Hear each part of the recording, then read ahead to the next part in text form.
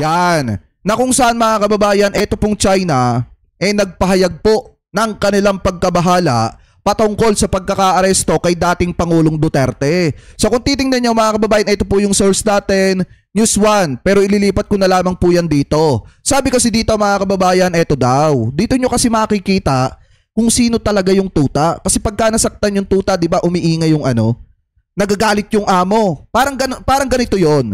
Mga kababayan, kapag ka nasasaktan yung tuta, nagwawala yung amo. Syempre, nasaktan yung kanyang tuta eh. So anyway, sabi ng China, nagpahayagan China ng pagkabahala sa kamakailang pag-aresto kay dating Pangulong Rodrigo Duterte ng Pilipinas na hinihimok ang International Criminal Court ICC na iwasan ang pamumulitika at panindigan ang mga walang kinikilingan. Bigyan diin ng tagapagsalita or binigyan diin ng tagapagsalita ng China Foreign Ministry na si Mao Ning ang kahalagahan ng ICC na sumunod sa prinsipyo ng complementarity at maingat na pagsasagawa ng mga tungkulin nito. Yan po yung sabi dito. Gusto kong ulitin ang pare-parehong pananaw ng China na dapat na mahigpit na sundin ang International Criminal Court, ang prinsipyo ng complementarity. Gamitin ang mga tungkulin at kapangyarihan nito nang maingat alinsunod sa batas at pigilan ang politicization. Yun yung sabi dito mga kababayan.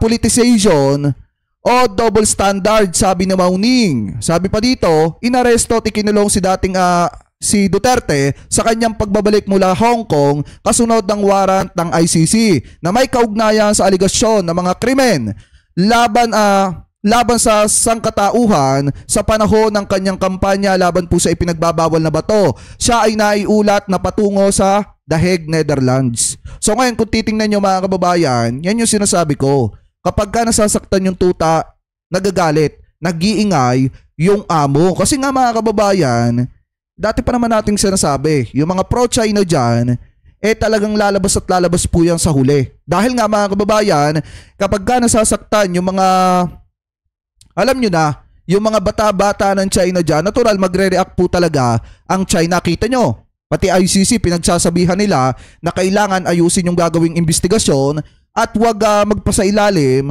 sa pamumulitika. So napakaliwanag naman mga kababayan na nagpapakita ito ng pagpapahalaga kay dating Pangulong Duterte etong bansang China. Siguro mga kababayan, ayaw ko mang sabihin at isipin na ang dahilan kung bakit nagpunta sila ng China ng Hong Kong para talaga humingi ng tulong dahil nabalitaan ni dating Pangulong Rodrigo Duterte na may warrant of arrest talaga na papalabas laban po sa kanya. Ano po, so yan, maliwanag naman mga kababayan na nagbigay ng babala ang China hingil po dito sa pagkakaaresto ni dating Pangulong Duterte dito po sa Pilipinas at nagbigay siya ng babala dito po sa ICC. Ano po, so ngayon, punta naman po tayo mga kababayan dito po sa isang topic na nakita natin na kung saan sobrang nalulungkot yung janitor di dating Pangulong Duterte, yung tagalinis ng kalat ni dating Pangulong Duterte. Bakit kaya? Eto, pakinggan po natin. Nakalulungkot at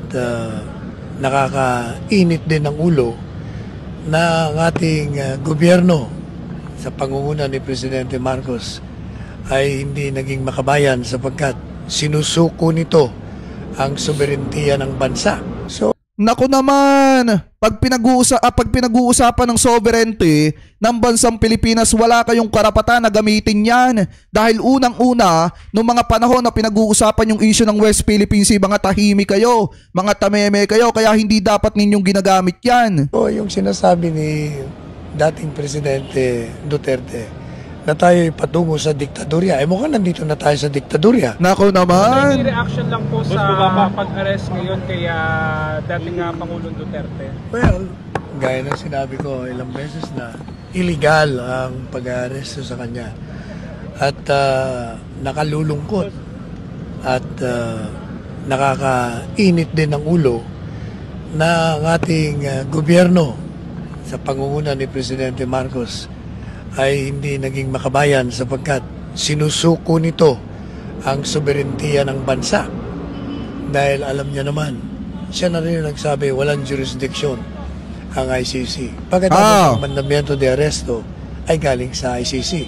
Kung walang jurisdiction, bakit niya hinayaan at tinutulungan pa na arresto? Hindi naman tinutulungan, may Interpol kasi. Ba't hindi alam ni Senator ni Panelo yon, ni Attorney Panelo, na kailangan nating gampanan yung obligasyon natin sa Interpol. Ito naman napakaliwanag naman ang sinabi ng presidente. Oo, wala nga jurisdiction ang ICC dahil wala na nga ang Pilipinas sa Roman Statute, mga kababayan. Pero ibang usapan na kapag yung arrest warrant ay pinadaan sa Interpol. Kailangan nating gampanan yung obligasyon po natin. Alam mo, Attorney Panelo, dapat ang sinisisi mo sa mga bagay na yan si dating Pangulong Duterte. Bakit? Kasi sa kagustuhan niya natanggalin yung ICC, nakalimutan niya na may Interpol pa. Ang dating Presidente Duterte. At pati mga abogado, hindi nila pinapapasok. Sinasalubong ng abogado ng ibang kasama kong abogado sa paglanding, hindi nila pinapasok. Pati senador ng bansa, hindi nila pinapasok. Si Bongo. Ngayon, kararating ko lang from Hong Kong, kalalanding lang namin. Gusto kong pumasok at bisitahin si Pangulong Duterte. Ayaw din ako papasukin. Ay, ano bang klase? So, yung sinasabi ni dating Presidente Duterte na tayo patungo sa diktadurya, mukhang nandito na tayo sa diktadurya. Meron mo pati mga abogado sa ating saligang batas ay binibigyan ng karapatan ang sino mga akusado ng isang krimen na mabigyan kagad ng abogado. Sa moment pa lang ng kanyang pag-aaresto. Wala, pero tinanggihan. Ngayon, ilang oras na nakakaraan, hindi pa rin siya makakuha ng abogado niya. Talagang, alam po ninyo, parang hindi natututo itong mga nasa kapangyarihan sa kasaysayan ng bansa. Pag sinupil ninyo at nilabag nyo ang mga karapatang pangtao, ang taong bayan na naglagay sa inyo ay hindi ito mangingimi at tatahimik kung hindi sila na nagluklok sa inyo ang siyang tatanggal sa inyo. Tanda. Hindi, kayo lang yon. Kayo lang yung may gusto niyan. Marami sa mga kababayang Pilipino natin ngayon ang natutuwa dahil nagkakaroon ng hustisya dito sa ating bansa. Alam niyo mga kababayan, sa totoo lang, sinabi ko nga sa inyo kanina, naawa ako kay Duterte kasi kapwa natin siya Pilipino, pero mas naaawa ako dun sa mga pamilya na ngayon.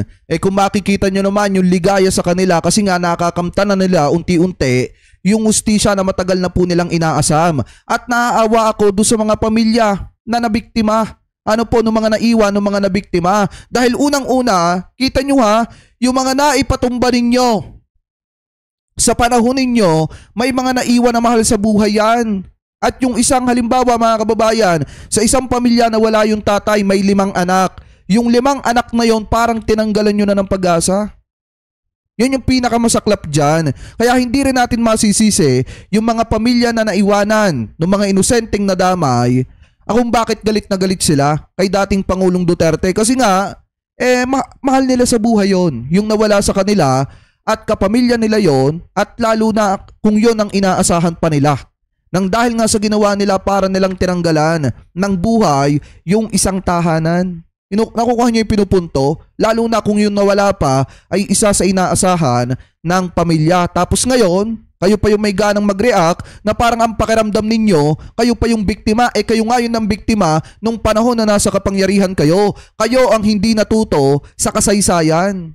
Kayong hindi natuto, akala nyo kasi hindi kayo pagbabayarin sa mga kasalanang pinaggagawa ninyo. Di ba mga kababayan? So ngayon, kung titingnan nyo, nalulungkot daw at nagagalit daw etong si Panelo mga kababayan sapagkat isinuko daw ng gobyerno ang ating soberanya. Ano po yan yung pagkakasabi dyan? Isinuko daw ng ating gobyerno yung ating soberanya dahil daw ipinaaresto natin etong si Duterte sa Interpol mga kababayan sa bisa ng arrest warrant galing po sa ICC. So ngayon, kung titingnan nyo din mga kababayan, nagbitaw din ng salita bukod po doon sa interview ni Sara Duterte, nagbitaw din po siya ng salita. Ano po, bago pa lamang siya magpa-interview. Sabi niya kasi dito mga kababayan, eto po yung yan. Eto, sabi niya kasi dito mga kababayan, mga kababayan, ngayong isinuko na ng sarili nating gobyerno ang isang mamamayang Pilipino. Kahit isang dating presidente noon sa mga dayuhang kapangyarihan, ito ay isang lantarang pagsuway sa ating soberanya at isang insulto sa bawat Pilipinong naniniwala sa kalayaan ng ating bansa.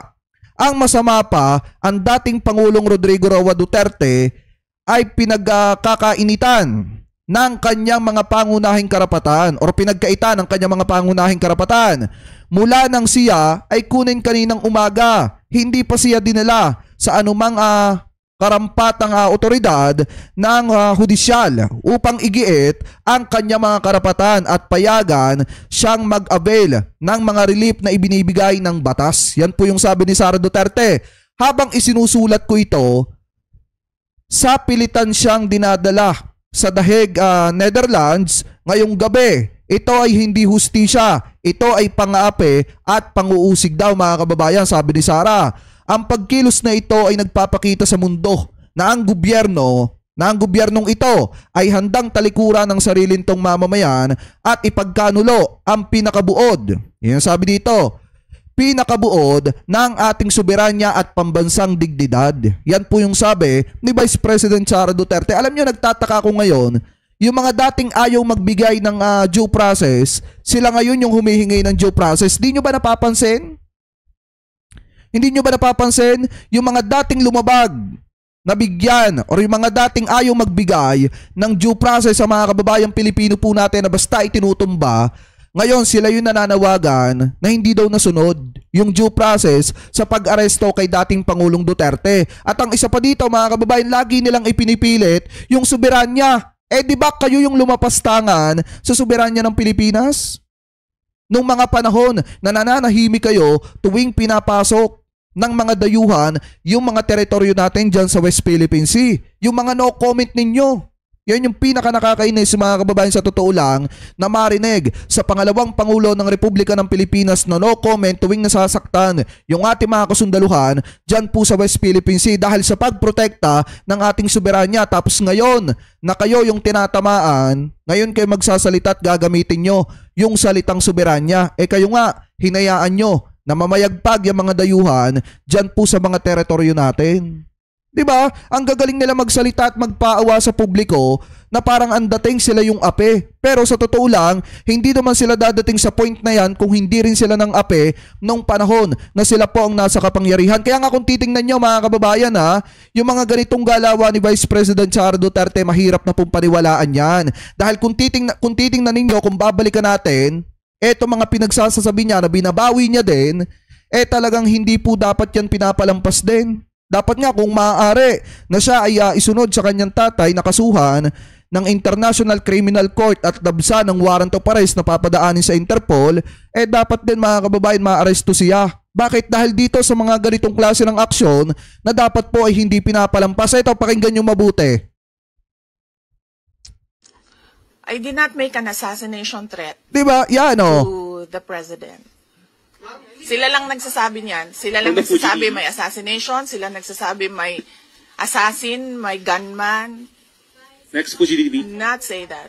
Kasi kung titingnan nyo, di ba, eto, kung tutusin nga, yung mga pagbabanta niya, yung mga panghihikayat niya, yan ay rebellion, mga kababayan, at saka yung yung grave threat na ginawa niya sa buhay ng presidente mga kababayan at saka ng First Lady at saka ng House Speaker. Tapos napakagaling nila ngayong magpaawa samantalang nung naninira sila laban sa gobyerno ni PBBM, ang gagaling po nila. Huwag kang mag-alala ma'am sa security ko kasi may kinausap na ako na tao. Ayan Sinabi ko sa kanya, kapag pinatay ako, patayin mo si BBM, si Lisa Araneta at si Martin Romales. No joke. No joke. Nagbilin na ako, ma'am. Pag namatay ako, sabi ko, huwag ka tumigil hanggang hindi mo mapatay sila.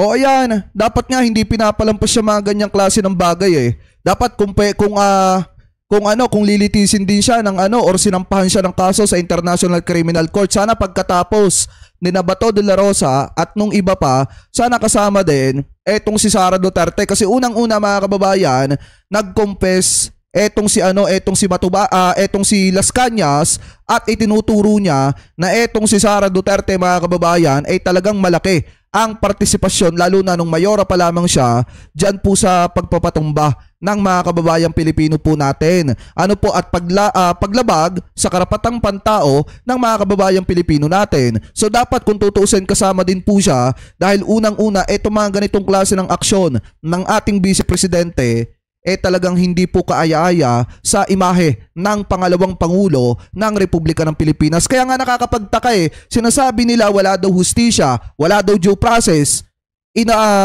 nilabag ang karapatang pantao ni dating Pangulong Duterte. Saan yung nilabag doon? Napakaganda nga ng treatment at pagtrato sa kanya ng ating mga law enforcer.